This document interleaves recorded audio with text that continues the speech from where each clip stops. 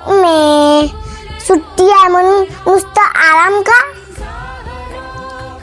नुसती सुट्टी नाही ग बाई, आज आपला महाराष्ट्राचा वाढदिवस आहे. हो ना, 1 मे 1907 याच दिवशी आपला महाराष्ट्र कलश घेऊन अवतरला. आणि हे विसरू नकोस महाराष्ट्र आपल्याला सहजासहजी नाही मिळालं.